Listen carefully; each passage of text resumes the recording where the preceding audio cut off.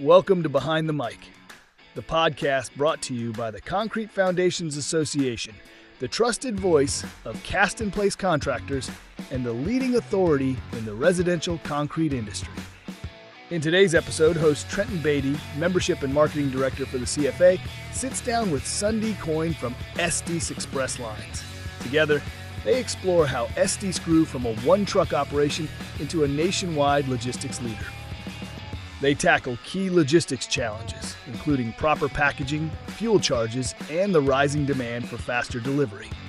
You will also learn about the cost advantages of LTL shipping and discover exclusive CFA member benefits like enhanced services, portal tools, and a significant discount on standard rates. Let's jump into the conversation. Hi, everyone, and welcome back to another episode of Behind the Mic with the Concrete Foundations Association. Today, we are joined by Sundy Coyne from Estes Express Lines, the CFA's transportation partner and one of the most prevalent companies in shipping and logistics. Sundy, thanks for taking the time to be here today. To kick things off, could you share a little bit about Estes Express and how the company came to be? So background about Estes would be we are a fourth generation asset-based company. We started as a one-man truck, I can tell you that, one-man truck during the Depression, and was looking for a way to start to support his family. And from there, started in Richmond, Virginia. From there, just grew. After the Depression, became more of a demand. It grew from one trailer to multiple trailers. And over the last year, we've grown we have more than 300 terminals, 7,000 next day lanes. So for 2020, we had probably 9,900 terminals. And then at the end of 2025, we have over 13,000. Oh. So yeah, we grew significantly. And just from 2024 to 2025, we grew over 1,000 terminals. So that was huge. Something really important to note is that, again, about that whole thing I just gave you. So we are fourth generation, asset-based, debt-free, which I think is huge for people to know. And again, we own our own assets. And what type of industries does Estes serve? Is there anything specific or any industry specific maybe that you started with or that are your strong suits? And how does construction or building materials fit in? What would you say are the key industries that Estes serves? I can't name one specific one because we service all industries. Being nationwide, I think LTL is its own niche. So the good thing about Estes is while we are asset-based and we run primarily LTL freight, we also have a subsidy company called Estes Forwarding Worldwide, which can handle other special services. A lot of times when you're in the construction industry, you need flatbed services. Maybe you're delivering large pieces that may need to be offloaded from the side or can't fit inside or on a pallet inside a standard LTL. So we have multiple different service options for construction, which I think is very important. Awesome. Great. And then, like I said, a couple of just industry questions before we jump into CFA and that program. What would you say are some of the biggest logistic challenges that companies face, that a company could struggle with when they are looking at their logistics and shipping? I think packaging is huge for logistics companies. I think it's teaching the shippers how to package. And then just communication on both sides, I think, is very important. But as far as struggles for logistics in today's world, the ever-changing fuel charges, the increases in, like with tariffs, you've got tariffs coming in, which can increase on our supplies. So if we need to order more trailers or tractors, we have to implement that into our pricing. So those are some of the, I think, things that would be challenges. Yeah, that's another question I was going to ask is in terms of things like fuel costs, supply chain, I guess just demand of shipping. How has that changed over the years? Has that made shipping harder or transportation harder with fuel costs or costs in general? Or does the demand of it keep it the same? Have you noticed a change over the last couple of years because of those factors? I don't know that I would say because of those factors. I think the demand for shipping and freight and the freight world in general will never go away because everybody needs their items. I will say that with the bring on of Amazon and people getting used to the next day, same day, everything coming quick, it has put more challenges on LTL carriers to move things faster, which is why adding these extra terminals has really helped us to increase our next day lanes. So I think that's probably a big challenge that we've seen is just, when COVID hit too, that played a big part because I think most logistics companies still had, depending on what you were moving, had a pretty high demand. So, what field you were moving in made a big deal. And then coming off of that, had some letdown. Interesting. You mentioned it a couple of times, and I did a little bit of digging on LTL before this, just so that I knew the jargon, jumping into this. But can you just explain real quick LTL, like how that affects Estes and the model of LTL compared to, I guess, the alternative, or what does LTL mean and how does that impact logistics and shipping? Yeah, so LTL is less than truckload. So it's going to be your palletized freight. So it could be 1 pallet, it could be 10 pallets. Most of that is going to be considered less than truckload. Usually it's 1 to 5 pallets on an average. Anything over 5, we can still move within our network. We have developed what we call as volume shipments, and we have dedicated truckload shipments. Yeah, because I think specifically for construction, I imagine contractors have forms and materials that they might not need a full truckload, or some of our smaller contractors or companies that don't have as high of volume. So it's still possible. That's a benefit of an LTL company, is that you don't have to purchase or pay for a whole truckload. You can just more or less purchase a portion of the truck. And does that help with cost savings and the pricing or the amount that companies are paying for shipping? Does that help minimize that? Absolutely, because you're looking at, if you are renting a full truck, you're paying the full fuel, you're paying for the full trailer space. You're also paying for that driver to be moving freight. You're paying for the backhaul, if there's a backhaul. All of those things have to be added in there. But if you're just paying for the amount of space that you're basically renting, the trailer space, then you pay a portion of what that full load would be. So it definitely plays a part. Another thing to think about too is if you have a contractor who maybe they're getting 2 or 3 partial boxes. So they're just having a couple boxes shipped to them.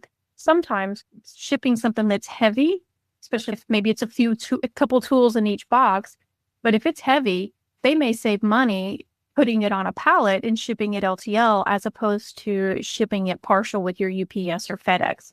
Because those rates, the heavier your box gets, the higher they go. So I think sometimes you'll find a cost savings by consolidating your partial into LTL. Interesting. Yeah, I don't think that's something that I would have ever thought about it. You would think that putting it on a truck would make it cost more, but yeah, I guess if it's there probably is that intersection of when it is more more economical to go with the LTL versus putting it in Amazon or whatever. What would you say are common mistakes that companies make that increase their costs? You mentioned packaging. Is damage something that you guys deal with? How do people avoid mistakes that lead to damage to the things that are being shipped, or things that other ways that the price or the cost, I guess, of shipping would be increased?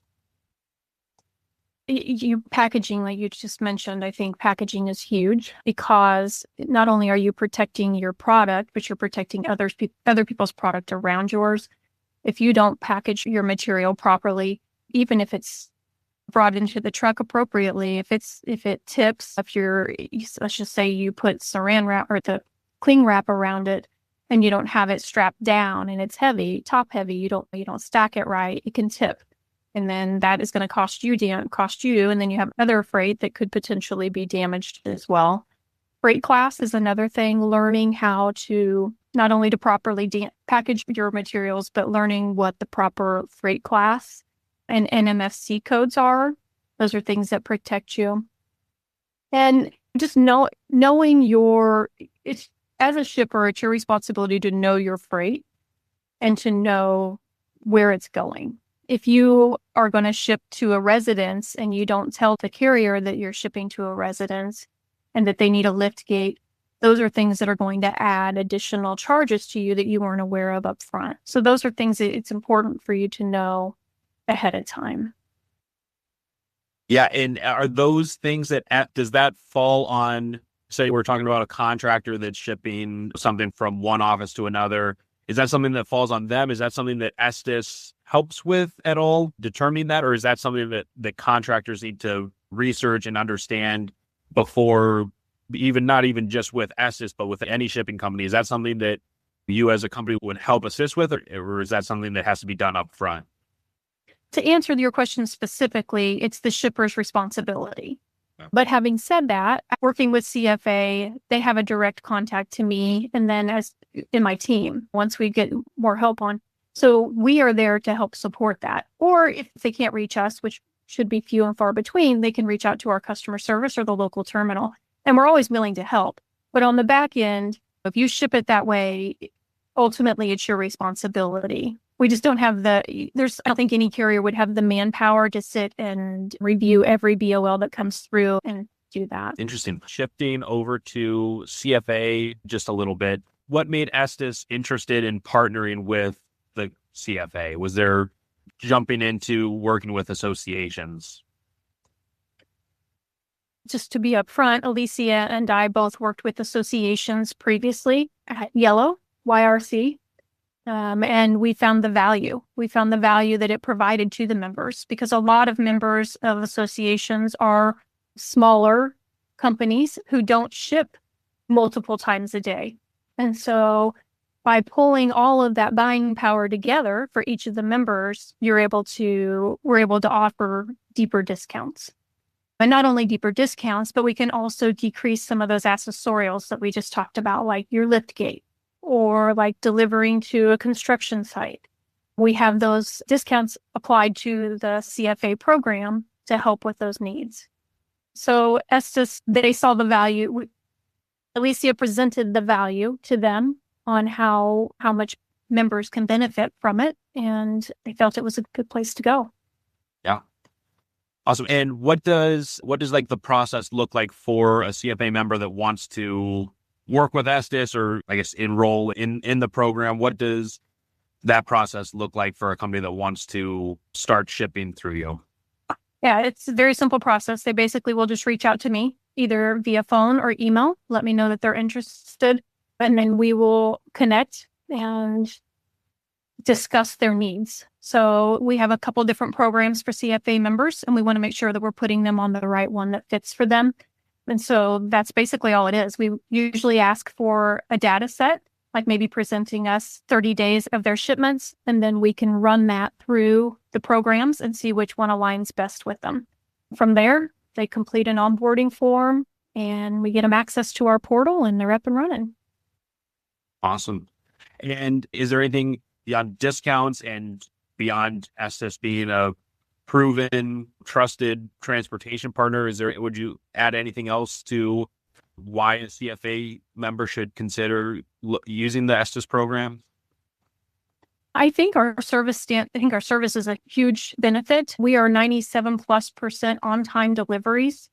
We also offer our time critical. So if you have a job site that's going to maybe be on hold because you need the product there quickly, we have a guaranteed time critical service that guarantees pickup, delivery, damage-free shipment, and we can guarantee appointments, which I think is huge. Those are the main things that stand out to me. Awesome. And where can members learn about the program? Yeah, so we have a landing page, but if they want to talk about it and learn about it, I recommend they email me directly. Just let me know that they're a CFA member and that they're interested in learning more about the program, and then I'll reach out to them, find out what specific questions they have and be able to help them answer those and see if we align with their needs and how we can save them money. Awesome. I guess any other questions that you get from companies a lot about shipping and logistics, or is there anything that is like a common pain point that you address with customers, anything like that? I think it's important to let members know that there's no obligation. As long as they're a member of CFA, there are no obligations to use the program. So if they decide that they want to use us once or twice a year, if that's all they have, that is just fine. I think, Trenton, delays is a big deal for a lot of just delaying communication. I think a lot of times contractors use brokers or 3PLs that they have to send an email to, and then they have to wait. There's a delay before they get the information. We have a portal that works directly. They enter the same information that they would send to me, and they can get the quote and transit time at their fingertips, creating their bill of lading. So those are some things that I think are challenges. Missed pickups, I think, are a challenge for a lot of contractors. I mean, as I mentioned, our on time is 97+%. So just some things that stand out as you were just mentioning that. Thank you so much for your time today, Sundie. If anyone has questions or would like to learn more about Essex Express or their offerings, feel free to contact the CFA staff at info@cfaconcretepros.org. Thanks for tuning in to this episode of Behind the Mic, and we'll see you next time. Thank you for tuning in to Behind the Mic, brought to you by the Concrete Foundations Association. We trust today's episode provided the knowledge and inspiration you need to help shape the future of our industry.